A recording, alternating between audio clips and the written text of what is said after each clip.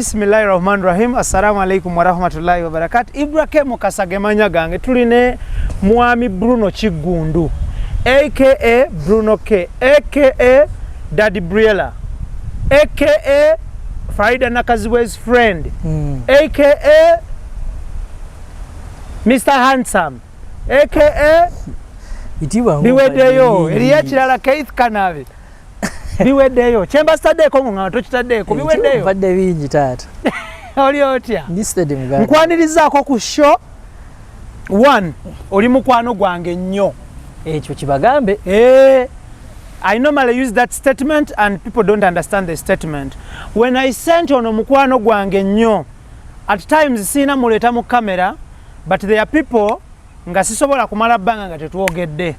Mu biseera by'amasanyu they call me privately on my phone and congratulate me ku success gye mba ntuuseeko. Mu biseera by'obizibu oba okuseteganyizibwa they stand with me. Abo bye mikwano gyange. Kyovola ngamba omuntu nti ono mukwano gwange. Ne bagamba nga tetukulaba naye it is beyond okulaba omuntu n'omuntu. Kisukawo omuntu asobola kuba busy mu bya family ye, busy mu business ze, nawe ng'oli busy mu kugatta obulamu. So he's my friend. We last met I think it must be in COVID time. Twasinkana juzi wano. Oh yeah, I remember. We twasinkana, yes. Juzi wano actually kankyogere ku kamera. Nze nkola ne Farida Nakaziwe. But ono yamusaba nkole naye interview.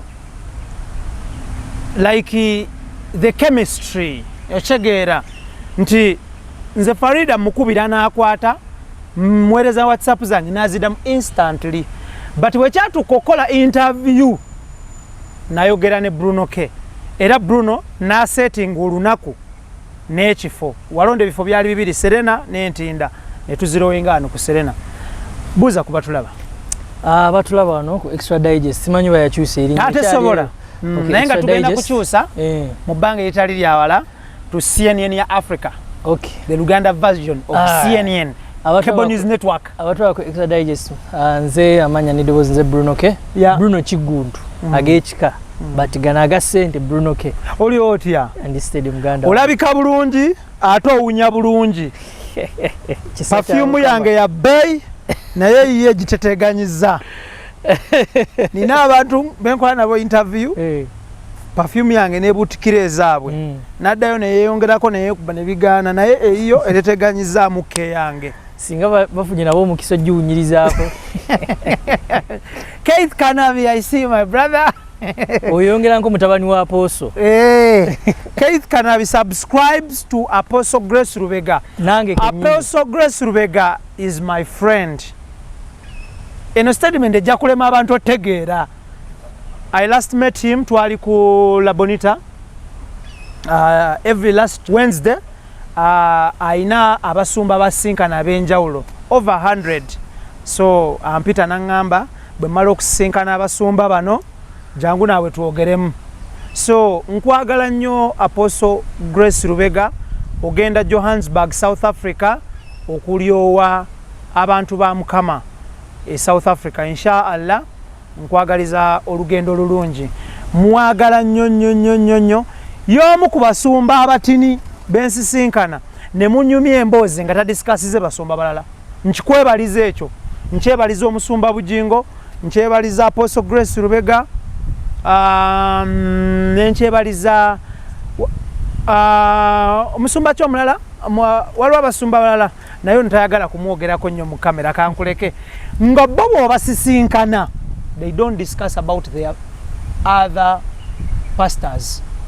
Teba munyumya emboozi neggwako era making sure nti emboozi yammwe teyingira mu musumba mulala.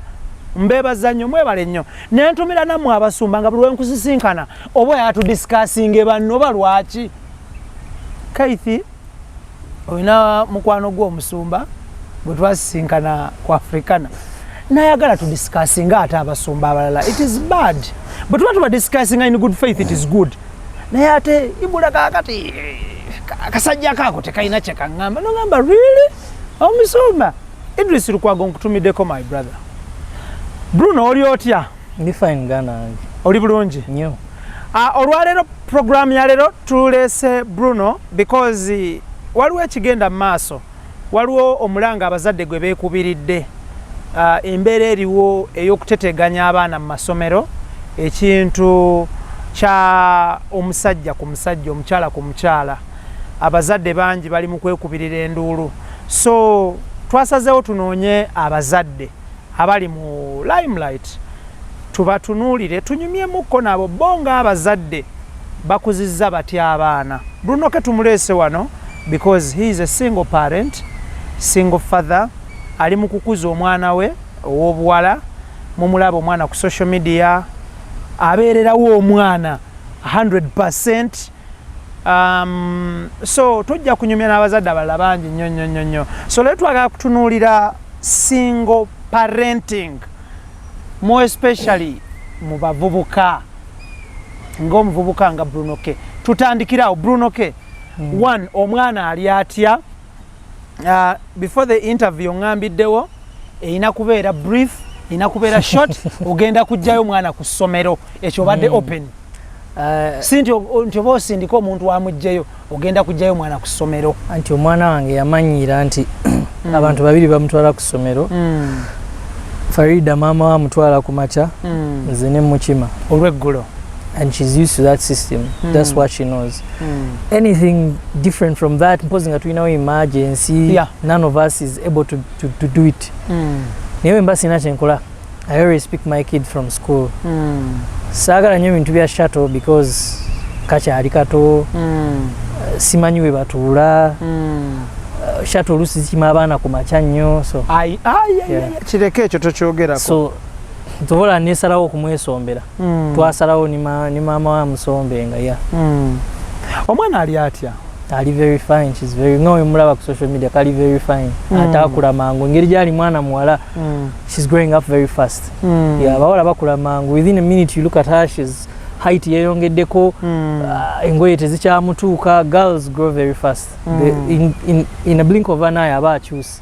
Yes.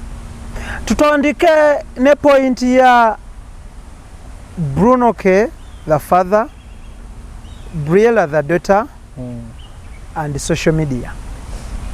Abantu bangi nnyo out there bavaayo ne basanyukira ekyokuba nti watandikira omwana ono Facebook page. Abantu bangi nnyo bavaayo ne bakicriticizinga. Tutandike ne point ye Bruno K, ojjawa idea y'okukolera omwana Facebook page and why?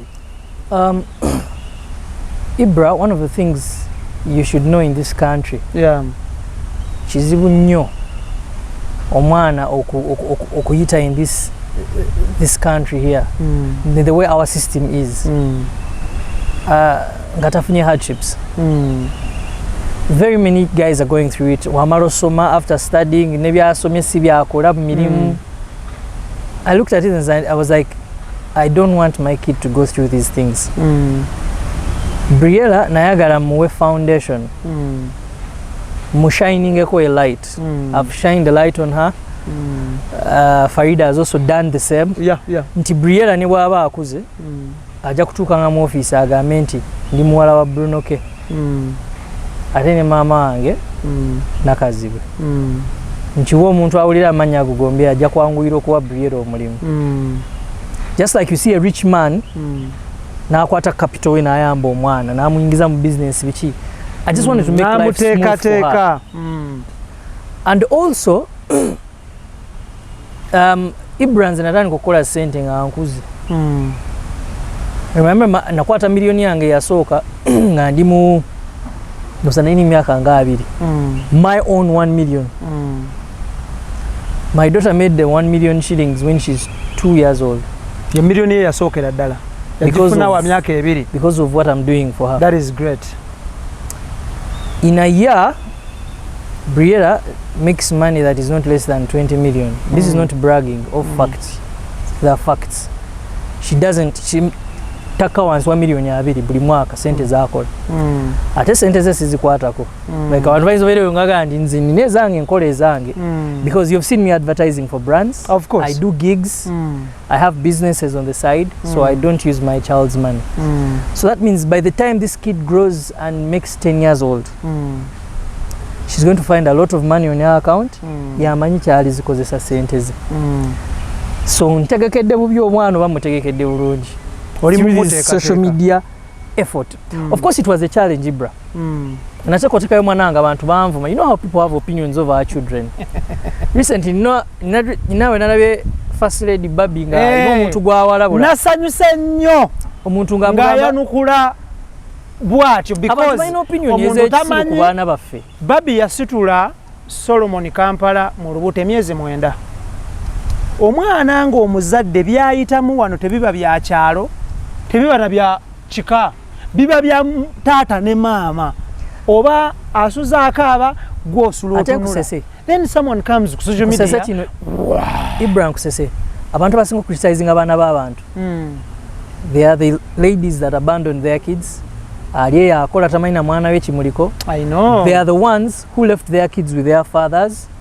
Beba bowulira basinga nende mwana mukole boti beba abola tagulira mwana we ngoye omwasanga mwana we ino olugoye lumu naye asinga okuwa opinion ku baana b'abanne babeera ku social media barantinga. I recently saw people sharing results of young boys because their fathers are popular. That is the world. Ezimunga zirina Dr. Dinfu all in the name nti baagala kunafuya abaana. We are in a very crazy world. Yeah. I thank God that it's going to be difficult, but I will handle it because I pray for my child every day. That is good. Ti negativity eyo.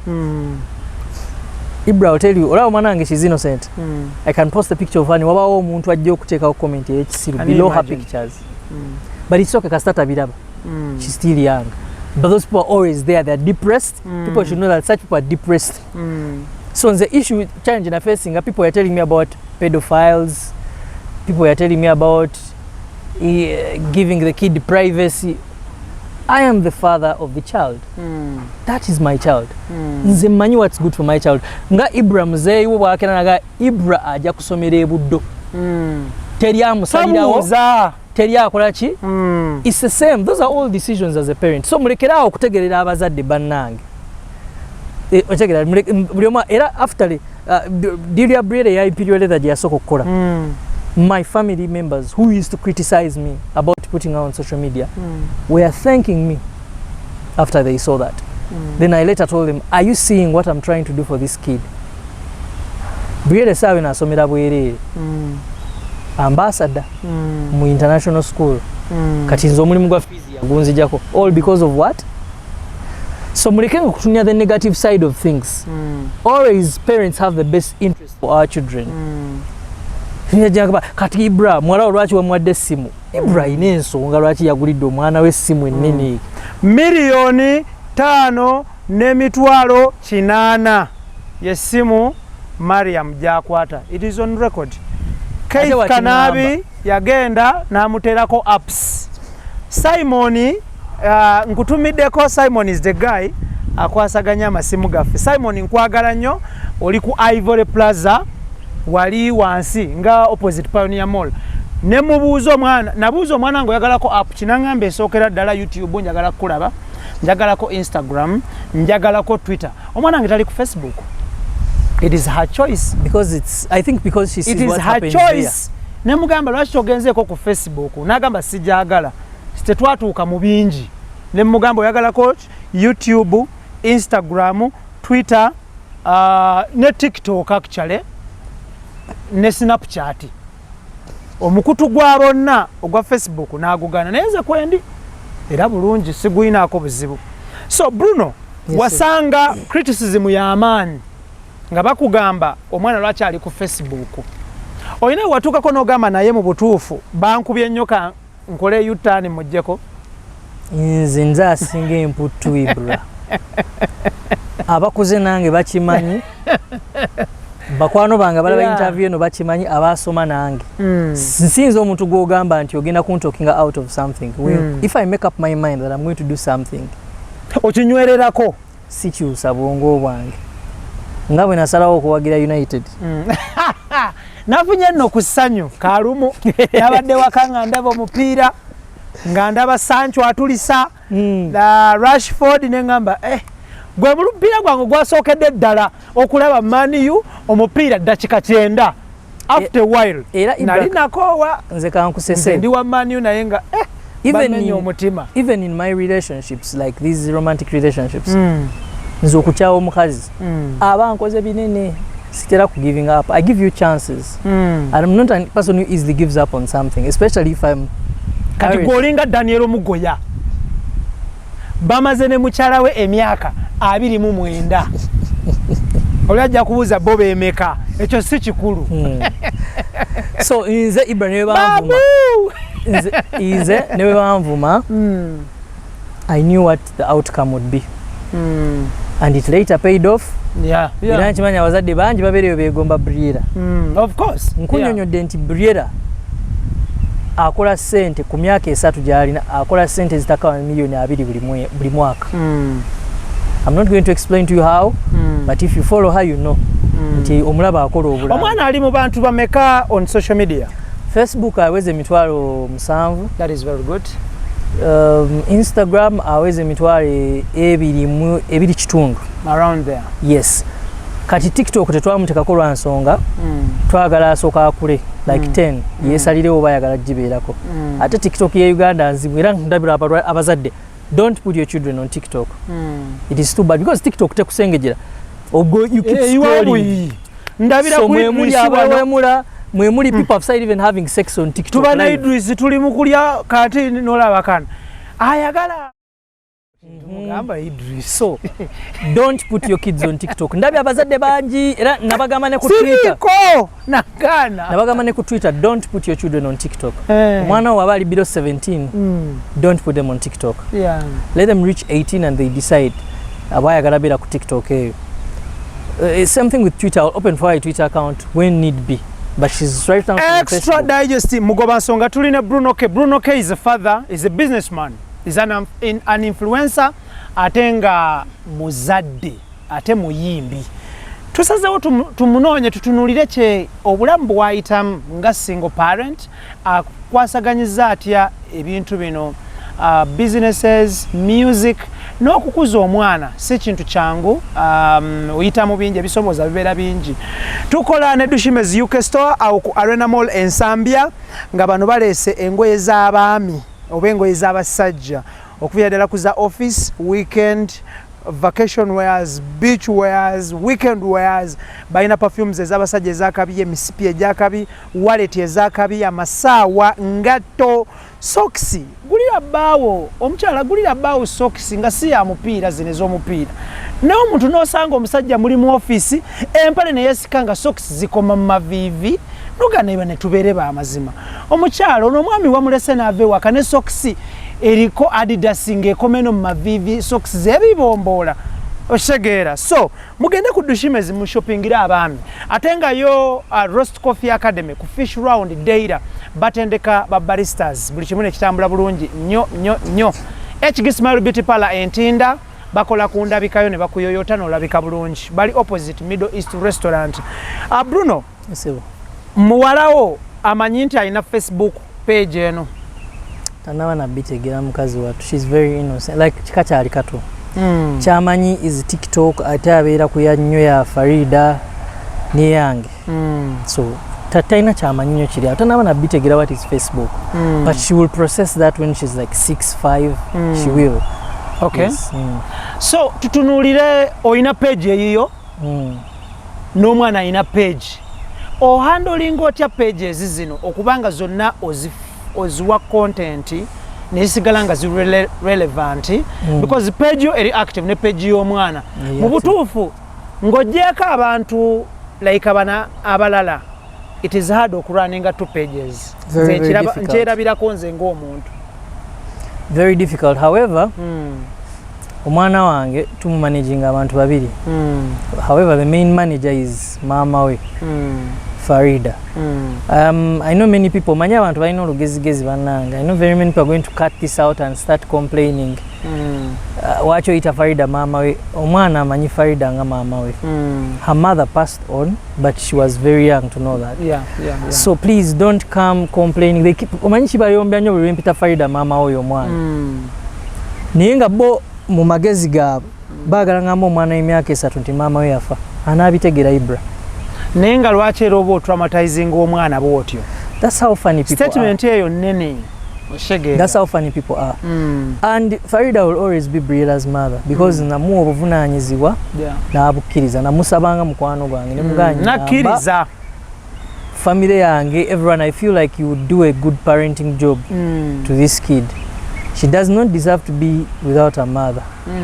Because buli omu yansaba omwana wange oyo basista bange bani, but I did not want to raise my child as an orphan.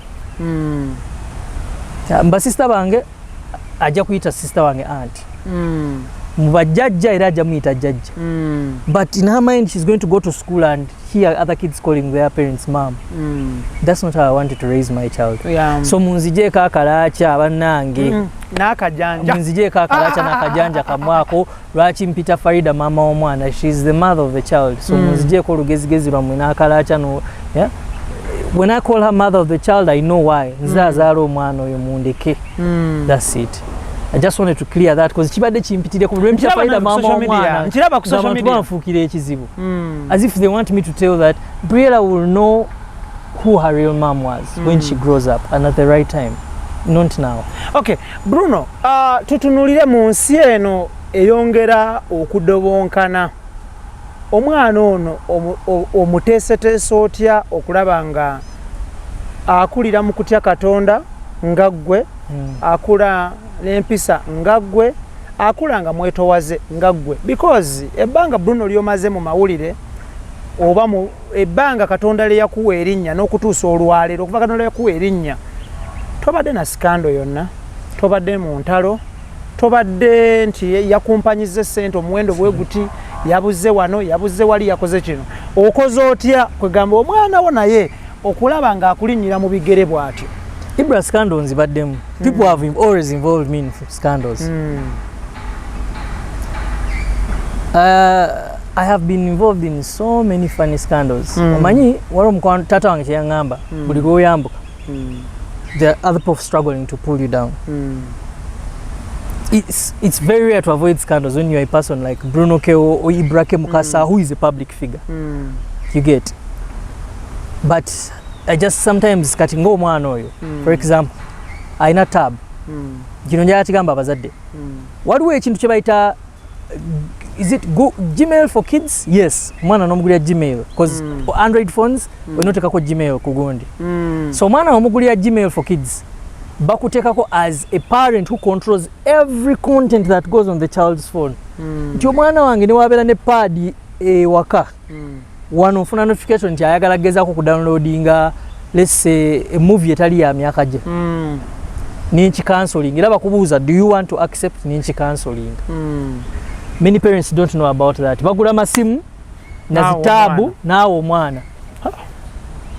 Abazungu bano balina propaganda gye batandise nti bayisa that LGBT thing even in children. Walabye juice wano Balenciaga yali mu ntalo. Nga abazadde bagamba they are sexualizing young children. They made children put on sex toys. Bintu biringa sexual yambalibwa abantu abali mu LGBT community. It was a very big war. Abantu ne bocha engato za Balenciaga ne bagezaako gikansolinga ne droppinga ne sales. Niye kyemwino mmanya ebintu byemuleka abaana bamulaba ezo Netflix ezo. There is content. Actually most of the content on Netflix has too much sex content and that so regulate what your kids watch. Abazadde benakuze tebakyalina budde Ibra. Abasinga kumu abazadde mungena kunjule oluva ku mulimu abaana bo bagamba hi baby hi noyingira ekisenge nodda ku simu. Abakozi babasinga omanya abaana bamwe. Poor parenting. Fe bazadde bafedda Ibra kimanyi nti yatuyitanga mwenna n'abayita. Ibra aliwa gundi aliwa mutuule wano wakoze ekirero no yakoze emirimu kugamba omuzadde yalinga always informed. Buli omu yali mbega wa munne. Which isn't the case right now. Abazadde benaku zino ba social media basingira okulabirira abaana baabo. Noweebuuza omuzadde abaana kasaba balina ebyokulya bamuwa shopping list n'agibaleetera n'ayingira ekisenge balamusi balwadde nadda ku simu ye tebabagobye fees ne bwabatwala ku swimming era adda ku simu abaana bawoga ali ku simu abatute out abaana bali mu kulya ali ku simu olinyumya ddina abaana we are parenting the children Lwaki tunenya abaana mbu boonooneka? We are doing poor parenting. Nze Ibra mpa omwana wange time. I give my child time. A lot of time, because nina ebintu byenjagala muyigiriza. Kati bwe kali akaana kato, I'll say this out. Omwana muto alaba ebintu ku TV, abiraba eyo mu banne ng'agenze ku ssomero, kali kalowooza gearing is okay.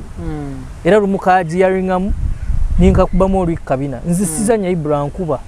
Si kuba nnyo, but I don't spare the road, because that's how my mother raised me. That's how my mother. Ate I know muwadde abaana rights. Mbu abaana omwana takonebwako. Omanyi Twitter ino olugezigezi eyo gy'olaba Ibra. N'ogeza obanyumiza, lumu nanyumizaako abantu ne bagamba nze nkuba omwana wange bw'akola ensobi. Bafuukira olowooza lwaki nze siriiyo ku Twitter? Gye ndi naye siriiyo. Banfuukira ekizibu. Osanga n'oli atalina kyakulya ng'akubulira bw'olina okulya. How am a monster? Nze akuba omwana. Omwana wange afuke mu sowaani. Mugambe, baby, please. Abakugambe tomugambako. Don't African parent, don't susu in the plate. Please always use the. Ekyo nkikugamba omulundi ogwokubiri ngina kwokya kibooko. Gwe kiri. Okimanye. Waye enkuza yaffe ng'Abafirika. Ekyo sirimba sikimenyamu. N'aba Twitter abo batulimba. Bwoddayo ewaabwe nabo kibeera kirala. Babeera baagala kusanyusa abagoberezi baabwe. Naye ng'ani aleka omwana waayo nooneke kubanga Twitter. So era nze Briera tusaagasaaga nnyo, naye akimanyi wenkyusa face. Eba ekyusa. Koza akimanyi nti kati awo ddaddi abaali. Okay, Bruno, musaawa 24 omwana wo budde ki bw'omuwa era obudde obumba mwogera ku ki n'omwana wo? Ngawe munda bulusi waliwo videoszetwekwata nga tusoma.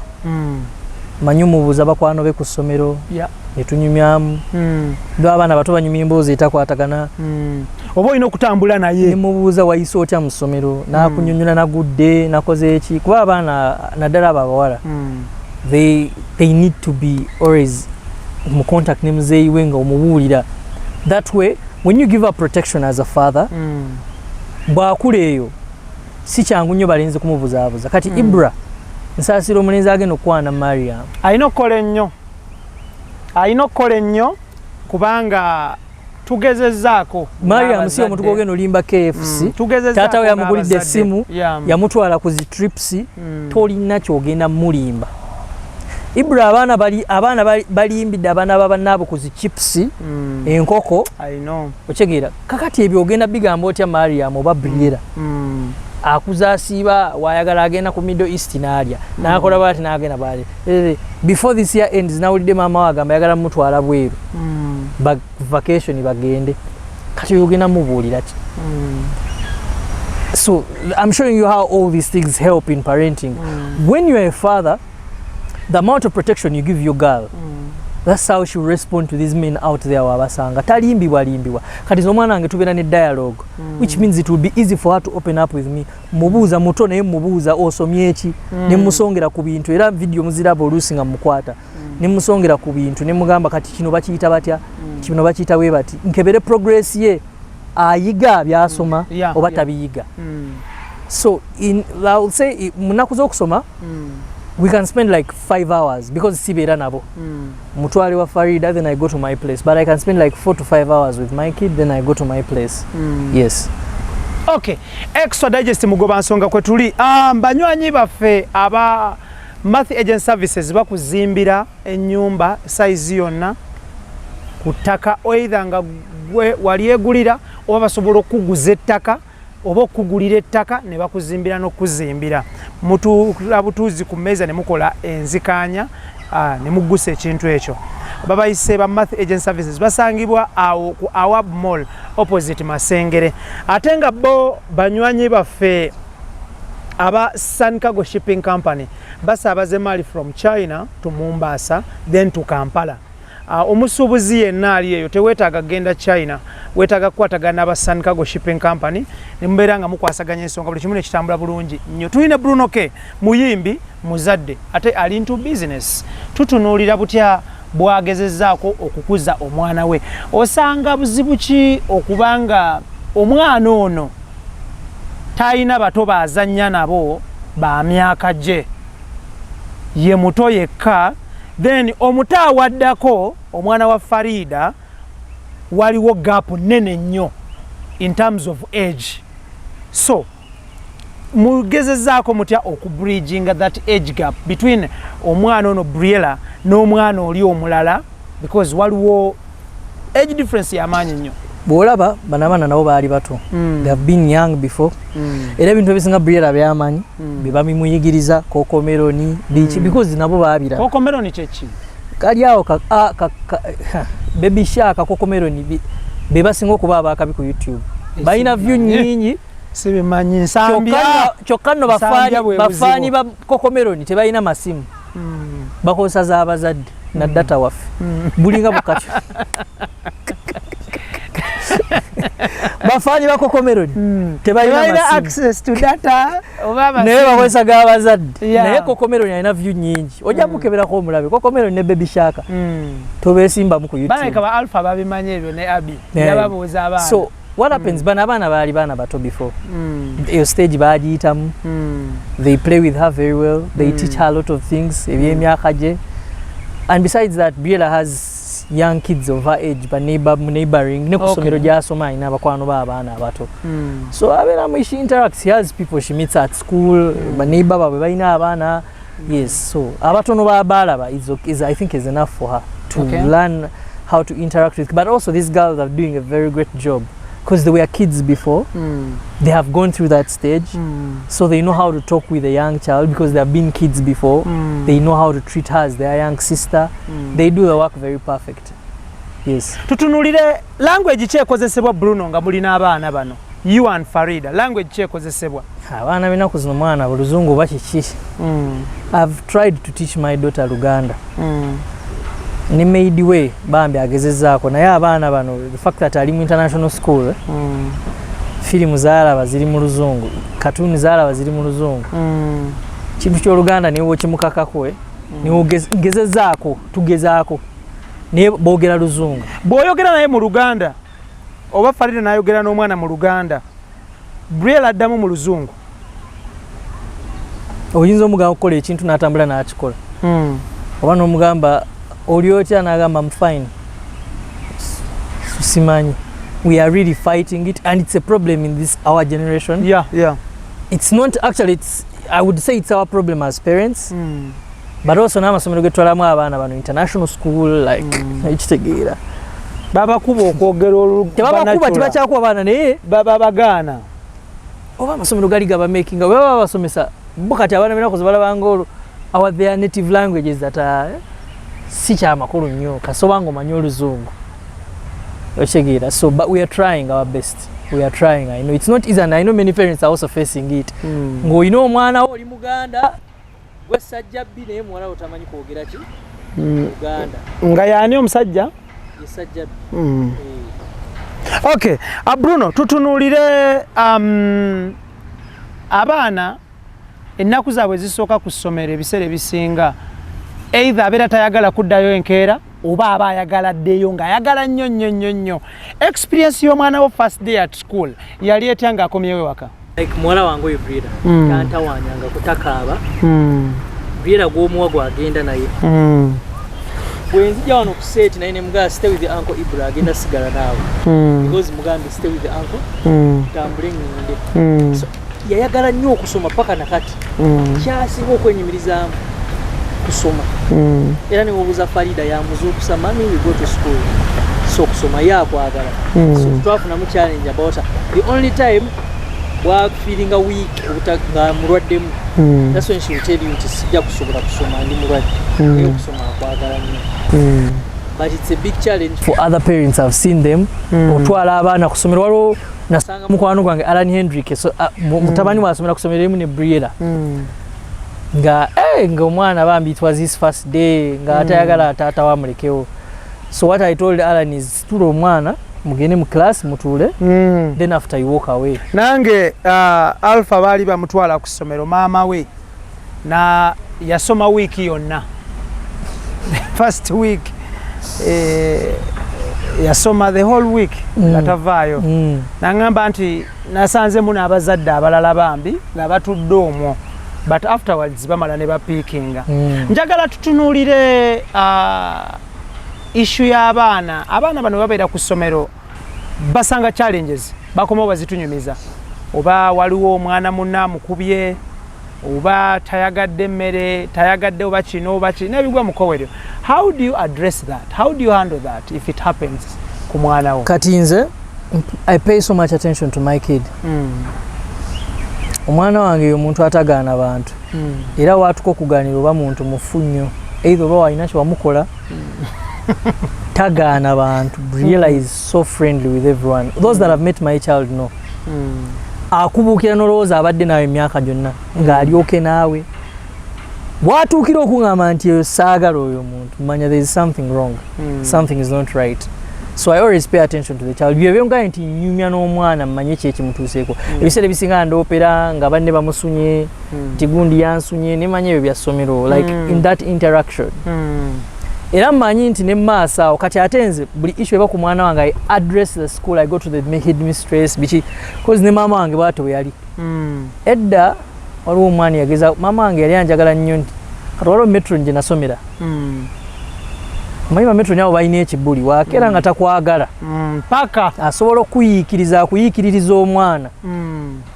Mukazi oyo yankubanga nnyo Ibra nga ankuba ampa house waka waye wasanga abantu balekana mu dormitory nze gwawaayiriza ninkigambako maama wange. Kati maama wange yezizi zavaako. She always hate people who pick on me. Nga bwe mugambirawo bwe nti she straight away hits the admin. Era yagamba metro maama wange yali mulalu yamuga nja kukuba left gwe toddanga mukwata ku mwana wange nja kukuba left. Yeah. So my mom nakimuyigirako ekyo ekintu. Though her approach may be different from mine because me am a public figure.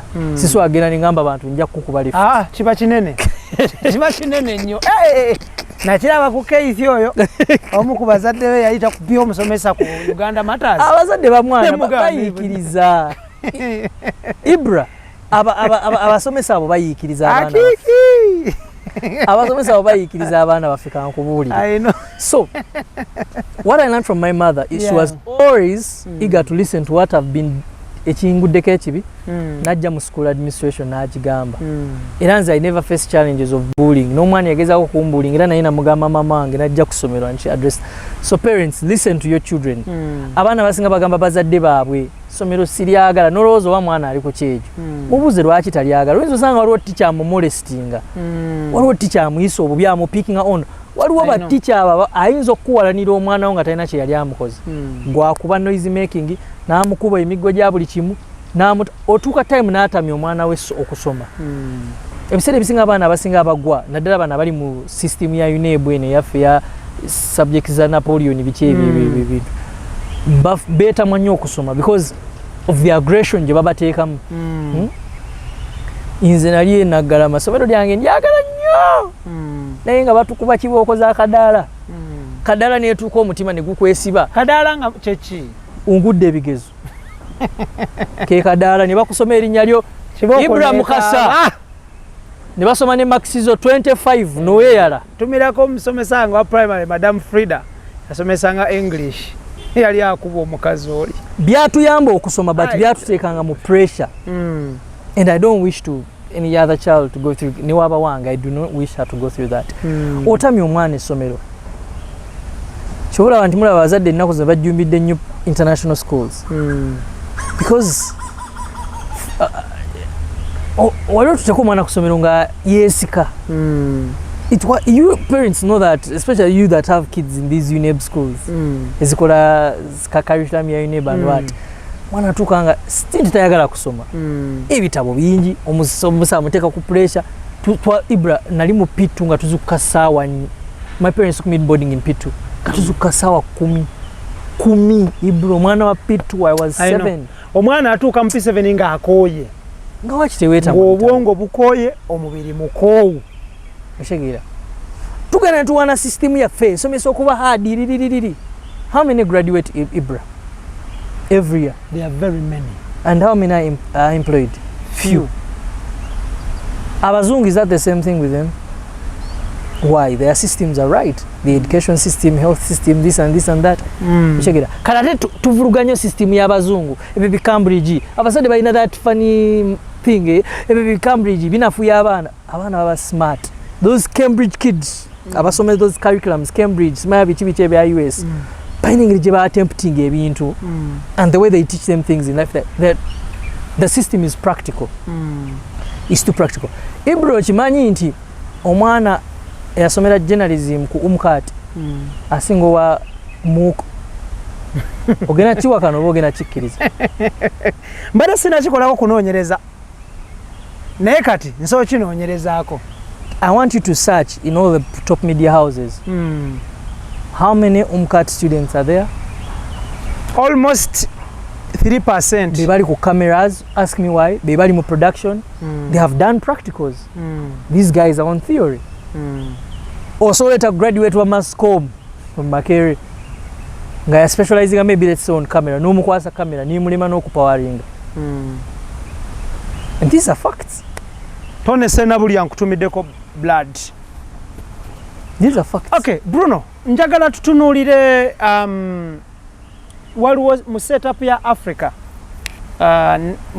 moso Uganda bagamba omwana muzeeko afune ne munne gwazannya naye. Waliwo kiwuliddeko? Yeah, I do. I hear it every day. Abantu buli kaseera ba commenting about posting omwana wange, omwana muzeeko. But with who? Is everyone supposed to be the mother of your child? For a person like me, I'm very careful, Ibra, who the mother of my child has to be. It's the same thing with parents out there. Think before you agree. Totunulira mukasa Ibra ogamenti lwakuba celebrity. Oyagala kumuzaalira amamu kumwine ekikwate. Nti oyagala Ibra nina okumuzaalira. Is Ibra a father? Yeah.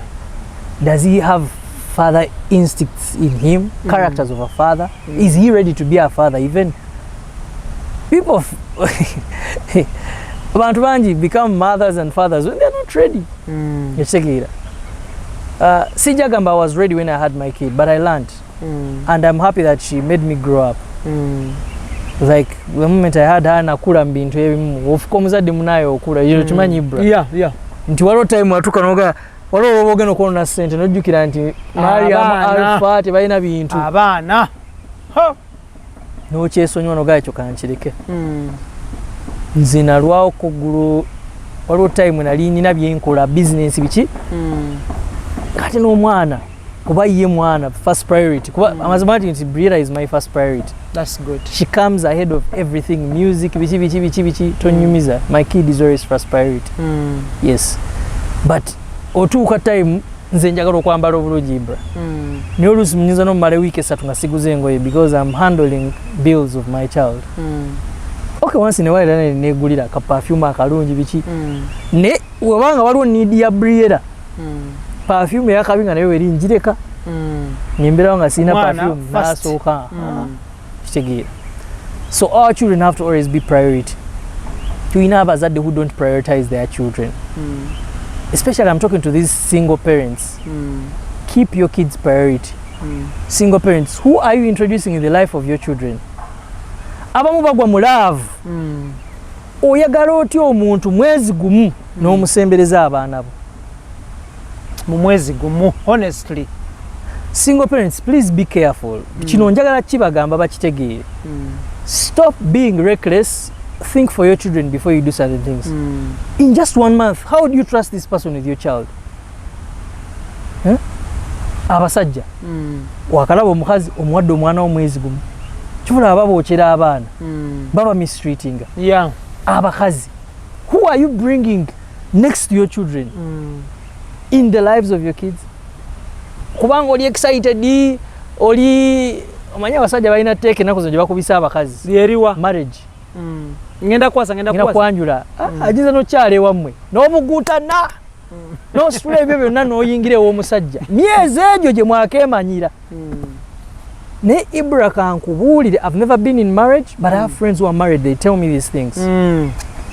Omuntu akyuka Ibra ng'omaze okukomitinga ate kati kino njakigamba bakazi. A man will change the moment you commit.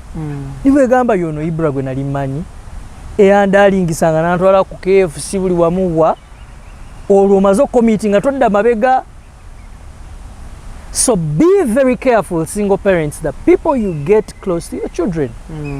Don't just introduce anyone to your kids. Be very protective of your children. Ekyo kyonka balekedde ba single parents bakamanye.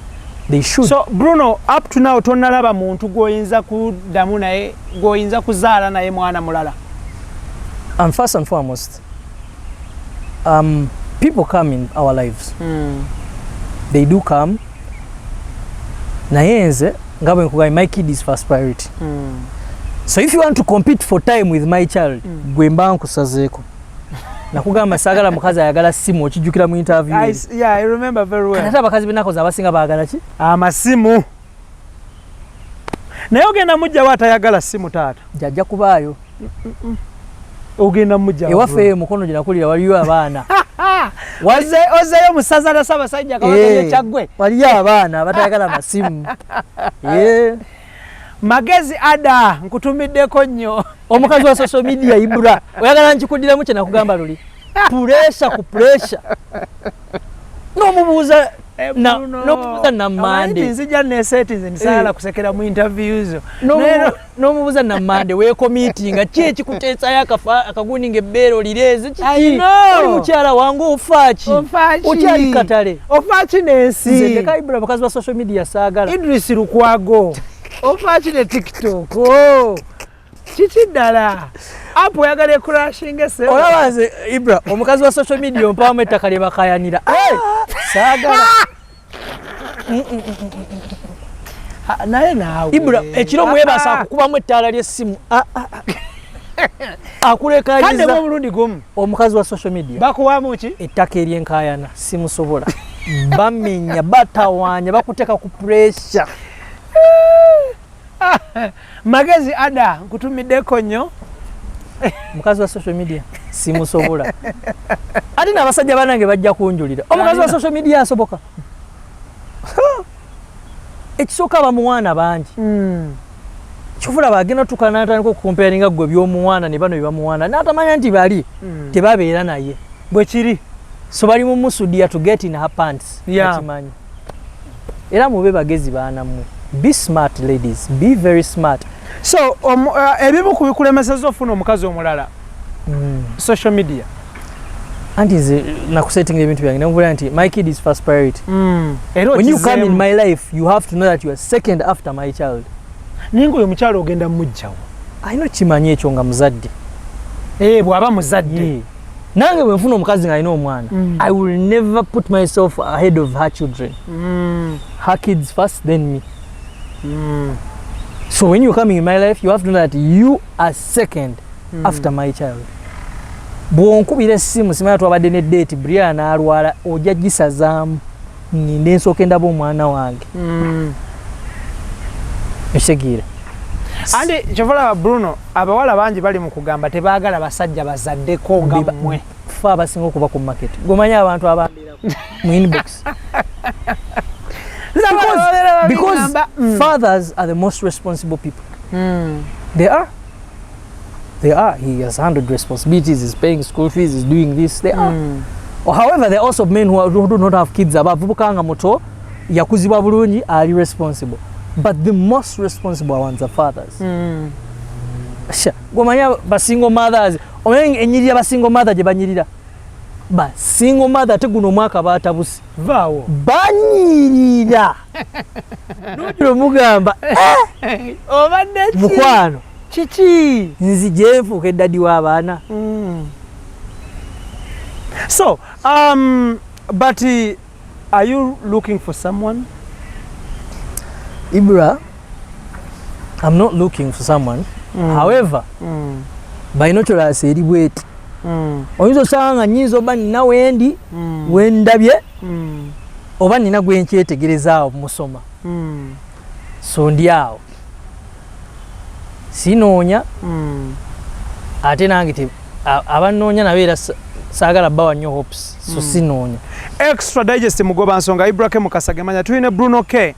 Tutunuulira as a father and a single parent atambuza atya obulamu ebintu abikwasaganyiza atya bingi ebisoomooza abazadde bingi ebisoomooza abaana omulembe guno bingi nnyo ebyetaago by'abaana omulembe guno bingiko compared ku byetaago bya mulembe gwaffe n'omulembe guli ogwayita oba n'emirembe egyayita.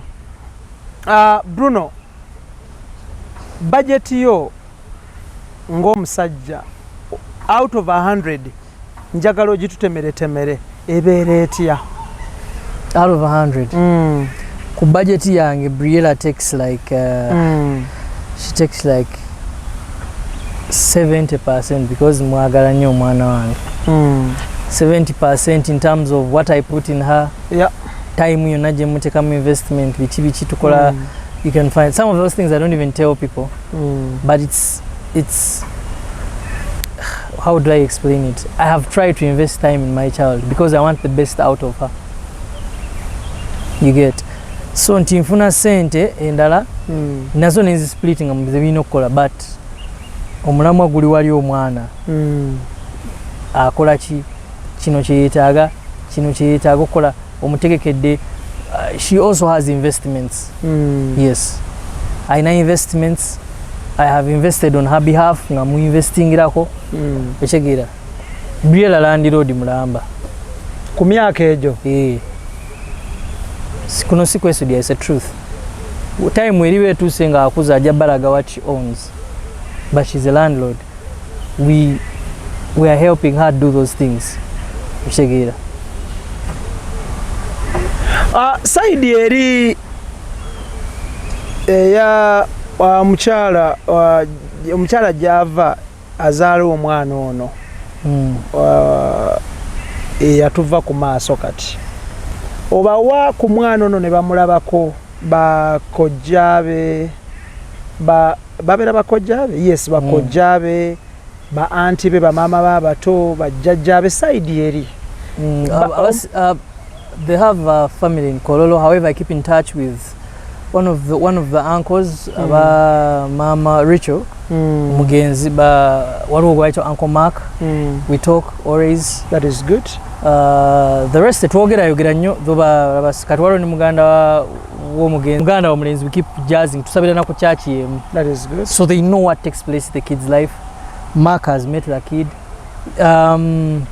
Okujjako kyesijja kulimba is okwejjako omwana nti oyo mwana oyo tulina engeri gye tulina bondi yaffe, so mukwata ndusi nsobola mubatwalira but okumwijjako muwala wange at this moment. Well, someone else would say nti obawe omwana weekend abeereyo koba weekend, that is Saturday and Sunday akomewo, because nabo that is her other family. I understand. Jaina okukula nga amanyi. And we talked about that with Mark.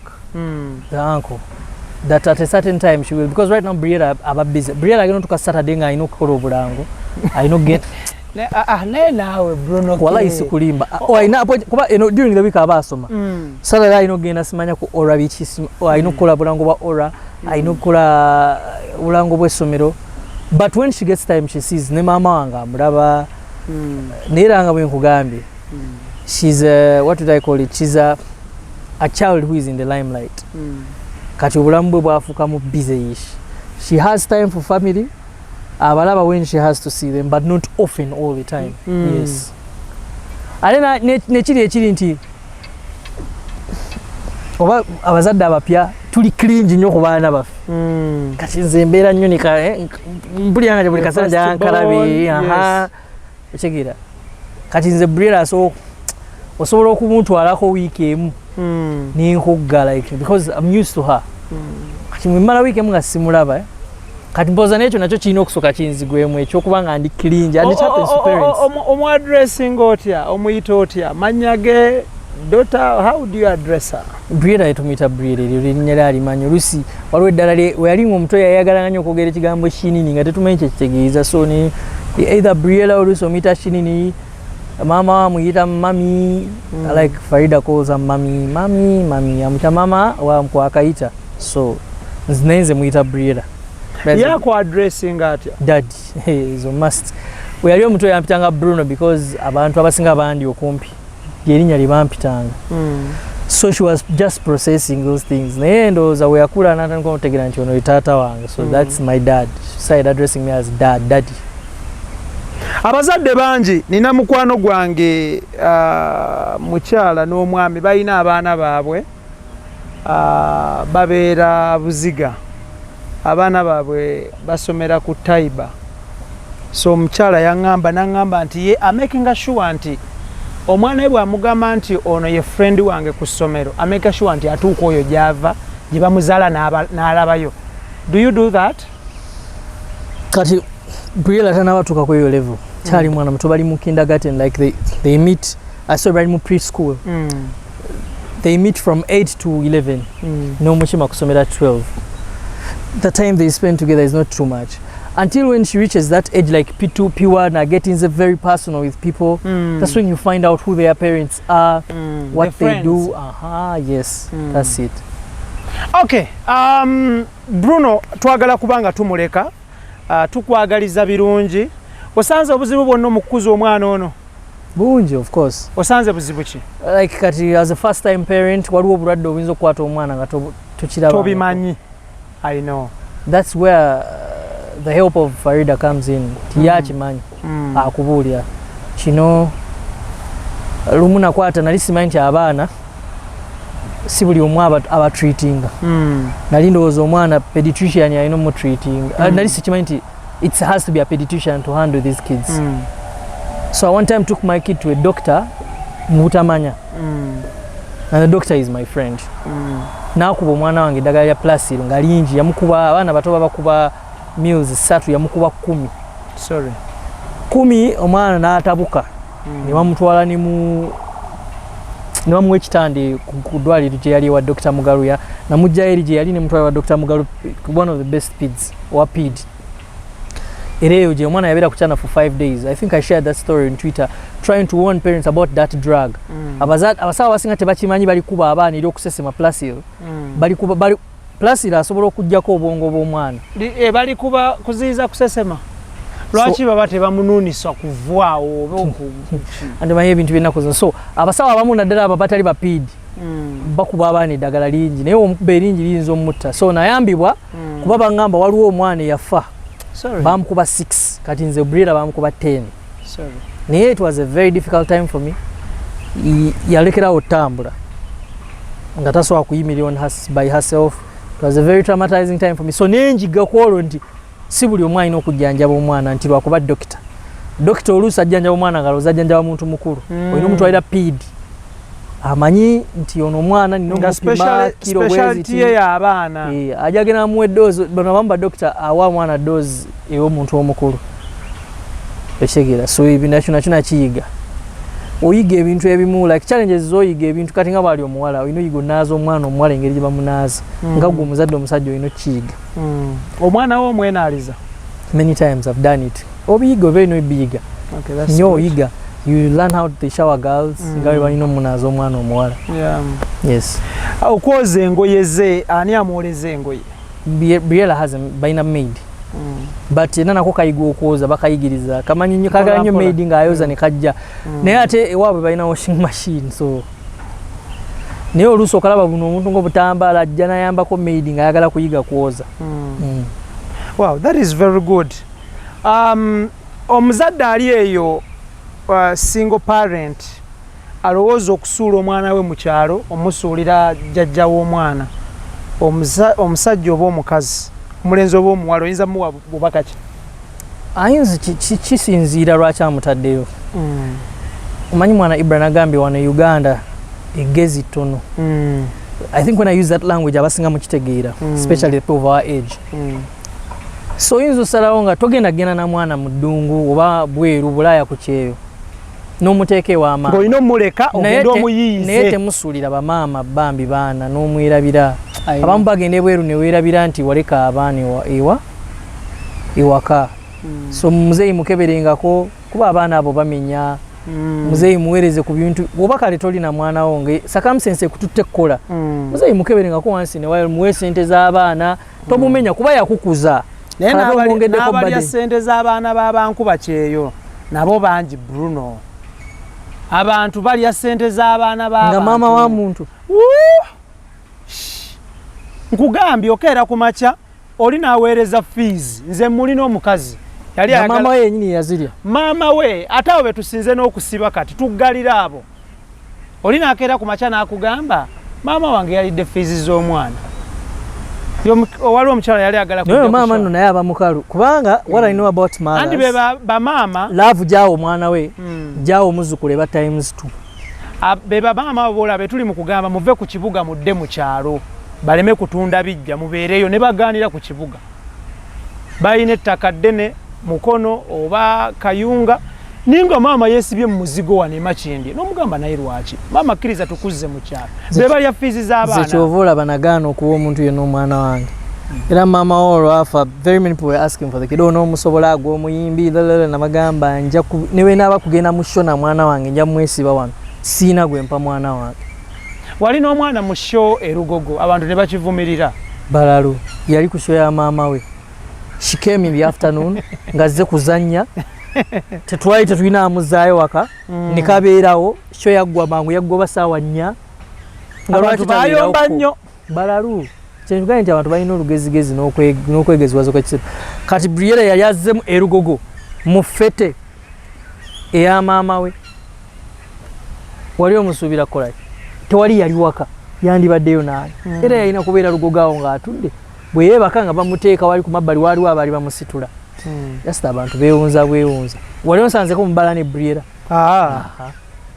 n'olyoka obawulira omwana otulaga buli kimu wali olabeko Briera ng'anaaba wali omulabeko ng'afuka ku social media we show you what we are supposed to show you naye abantu beegeziwaza addira depression enjala ye n'agikuleetera ku maana nze abantu nabatya ku social media okwo omuntu napostingako maama wange omuntu n'avuma maama wange beebo nanyiiga abaana abantu baavuma maama wa rape neŋŋamba rape gulawo omusango tubakwate n'abasonyiwa nkugambye naye nga n'omuntu avuma maama wo w'otunulira maama we tamufanako ekitegeera so unfortunately mutulemesezza postinga bakyala baffe mutulemesezza ate ng'ensonga epostinga kankuwulire Ibra nze okupostinga famire yange kinyambe maama wange alina wagenda mu ddwaliro n'aŋŋamba abasawo bamulaba because yafuna stroke atambuza miggo naye alina watuuka abasawo ne bamulaba maama wa Bruno muleka ayitewo so she's enjoying those privileges because I've done what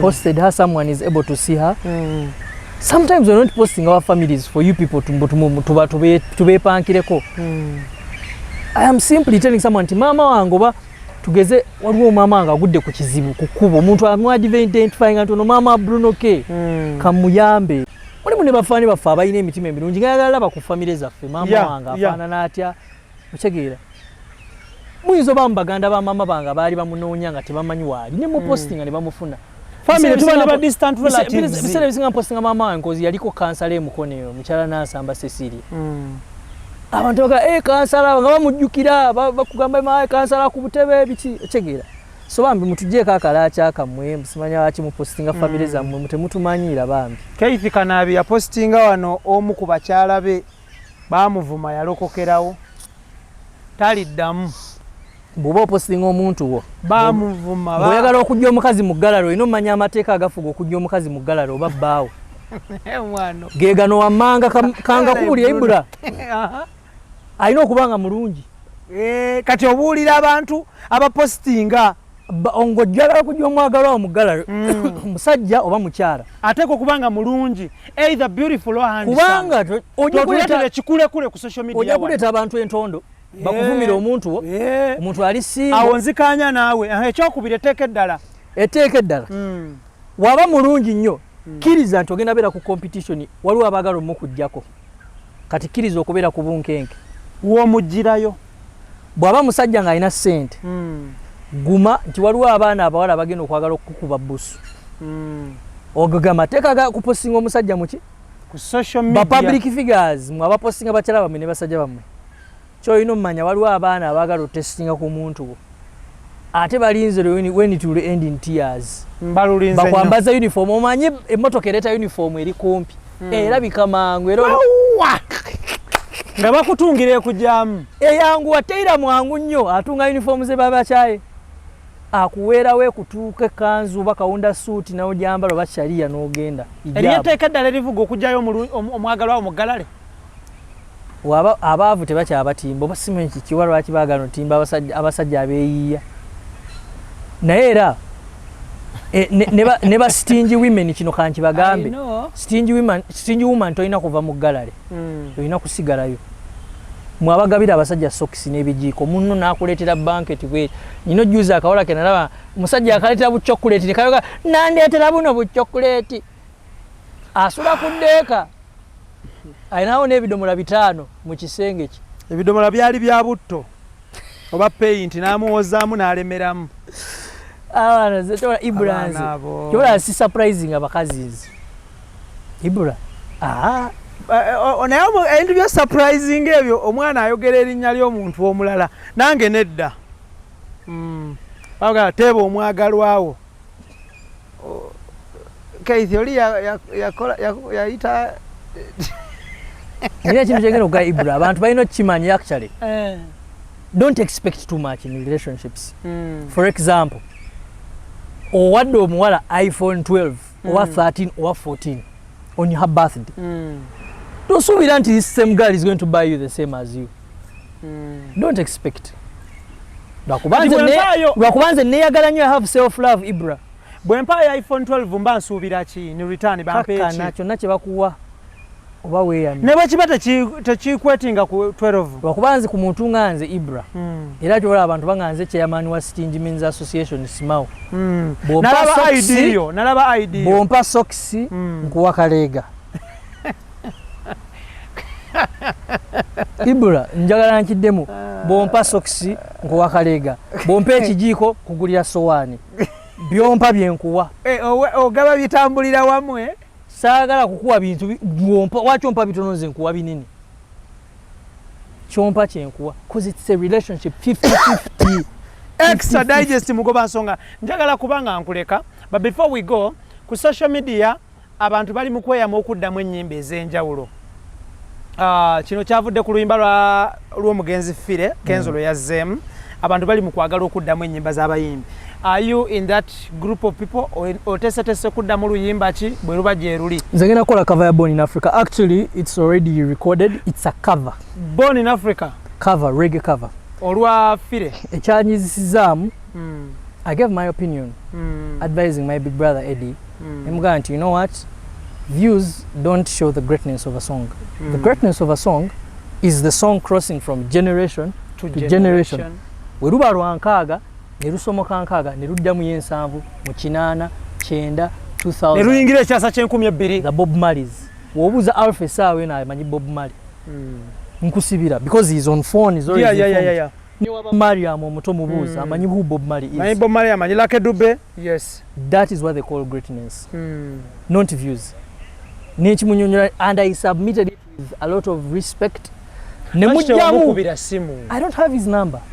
Wali onkubira nenjikuwa. Lwaki obaka ku social media? I don't have his number. I know he would get it because he would get it, his fans would share it. However, some of his fans attacked me and said, I don't know how to sing. And who am I to talk about Fire? Fire used to work with my grandfather. No. My grandfather worked with Afrigo, the late Tamale Kapeira. It's where my music comes from. So when I talk about Fire, I'm talking about the colleagues of my grandfather. So when you come and disrespect the colleagues of my grandfather, I will come out and fight and talk. Not even fight, talk. So these guys dared me. Bangamba tomanyi kuyimba. An Airtel Trace finalist. I was number 2 Ibra. So what I did my cover for my grandfather. Kuba naimba muita jajja. Kuba yabikola ne jajja wange. So mu nyimba za Fire lwaki walonze Born in Africa? Because these people said I can't sing. Ate lole luliko ya distiki. They said I can't sing. So I want to see if I can't sing. Lwaki tewalonze empisa zo Diana? I sang that same exact song that they are telling me that simanyi kuyimba. Bangamba bwoba omanyi okuyimba naawe ddamu luno lwennyini. So wagenze n'okola cover of that same song and it's coming out. What was the reggae version? Reggae. It's a reggae tribute. It's a cover for my grandfather. Nkugambye Fire used to work with my grandfather. When I have respect for a lot of people like Muzei Matov. He knows my late grandfather Kapeira. They used to work together. I have respect for such guys. Kati ngova yangu ozala Moses Matov. Nga jajja wange. What do you expect from a person? So wakoze cover ya reggae and it's coming out on Thursday. Inshallah. It will be in the hands of those. If you know who Bruno K is, you have listened to Ebisanyi by Kabuye Semboga. You saw how I executed it. I take time when I love somebody. I do the work perfect. So these guys provoked me that I can't sing. Bakugerageranya kwani? Fresh Daddy. Tekisoboka. Wantama. Awo enfunira obuzibu naawo. Kakati ebyo ebintu ebimu byanyiza Ibra. Nozo otegedde ensonga lwaki na. Bakugerageranya kwani? Waliwo omwana abamukawo bafaani bagundi aba bajja, they do not want us to tell. Ani afuga eggwanga lino? Ujoyite bagamba ani afuga eggwanga lino? But sijja kwogera alifuga kubanze gwe mmanyi akansirike ebintu ebibula tonza mu politics ndeka seka nkunyonnyola ebiralo ojja kunkubya kibooko kuba tugamba olumu obuzibu buva ku bukulembeze kaseke kunnyonnyole omwana yajja n'akomentinga mbu gwe naawe tuleke olina kuvuganya n'aba Fresh Daddy ne mugamba the difference between me yeri tweet gy'obadde oŋŋamba ne mugamba the difference between me and Fresh Daddy is to take ku stage ya live. Mwami Mutabazi tukutumiddeko. He's a very good artist, by the way. But fresh Daddy. But the difference between me and him. That will be a debate of another day. But the difference between me and him is if we to take a live stage or take a ebyuma. Checho kinagamba omwana oli kwe kasalo manyi ba blogger na denga bifaananyi ekyange n'ekya Eddie na abiteka ku social media. This music is not owned by like if I do a cover for the late Fide. It's not Eddie's song. Why are you fussing about it? Why? Why are you scared of me doing that cover? If you're saying I don't know how to sing, those people have been insulting me. Why are they scared that I'm doing the cover? Because they know that I can sing. And they know that I will sing the cover very well. Katujirinde tulabe. Ibranzo omanyi nkubulidde ebyango bimanyi sagala kwekubira ngomba but ebyango bimanyi. Yes. Waliwo n'abalala babadde n'ejjeregerezo galabe mu music wo tasukanga kasese. Ibra, I want to say this. Let me ask you, Ibra, one question. Bruno n'abasajja bawo. Mbera nti awo nenseka bafaanyi b'abantu abamu omanyi balina ekikyamu ku mutwe. And this is not an insult, but some of you... Someone even said, you're bigger than your music. Me? Yes. That's true because I'm the brand that sings the music. I have to be bigger than my music. We're pushing you than the music. They are lying. One of my songs, like for example, I sing timeless songs. My songs... Zebaita evergreen. Siza buli omuntu agenda zitegeera. Naye bw'obeera oyagala okumanya who Bruno K is. Go to my YouTube channel, my new one. Because nalabye waliwo yabadde aleeta ebintu bya views. My old channel, you know, like I told you, Bajijjayo with a lot of views. Bajijjayo, you had the issues I was with Pasajaba Black Market. So ninzigulawo ka channel kapya, I'm re-uploading the music. However, nga gwe omuntu amanyi ebintu bya YouTube, content re-uploaded when it already had the traffic, it can never be having the same traffic. Yeah. So it just so achinyonyola buli omu. I saw people getting funny views and comparing those things. However, go to my YouTube channel, listen to my music. Ne earphones zo oba mu good sound. Omanyi ono omwana asobola oyimba oba tasobola. Ochegeera. Tokwata kasimu ngaka kaibro ogenda owulirize music wange. Ajja kujajinga bulala. Go plug in the earphones or whatever. And Ibra, without bragging, because ebintu bya numbers ebyo bya kisiru tebigasa. But I've had the most shazammed song ever since lockdown. Idris ko yasinzidde okutugamba nti mbugo okola nnyo online. Ekyo sijja kyogera nnyo as such, but I make money. Ibra, I make money. I make money. And I know. Actually, not only through the music. Money ava mu music mutono. Ibra, you see me always doing these influencing gigs. They bring money and that's good money. But what brings those gigs? My name. You get extra digest mugoba nsonga. Bruno K katukuleke ogenda okola ebintu ebirala. But Bruno K abadde straight. Nayo omwana yakompelanze ku Fresh Daddy sijja kusonyiwa. Era gwe yandetedde okunyiiga n'okukola cover ey'omugenzi. Ekigambo kye tulina kubuusa maaso, Bruno K agambye okufuna omuwala ng'ayagala nnyo okwetimba ku social media. Afunamu ettaka lyenkaayana n'abeera nga tava mu kkooti buli kiseera. Kituufu era nja kiddamu. Yinze okufuna omuwala ayagala ennyo TikTok, Facebook, Instagram. nga abyagala nnyo baitha abawala abo baagala nnyo ebintu ebyo kusinga mu ne babba baabwe. Ofunamu ki? Ettaka lyebakaayanira. Oba nenfuna nengenda nenfuna ettaka lyebakaayanira nga liriko barracks ey'amagye nga mbalikayanira mulimu barracks naawe. Extra digest mugoba nsonga. Ibrahim Kasage manya gange, mubere bulungi, mweraba. Assalamu alaikum wa rahmatullahi wa barakatuh. Love you all.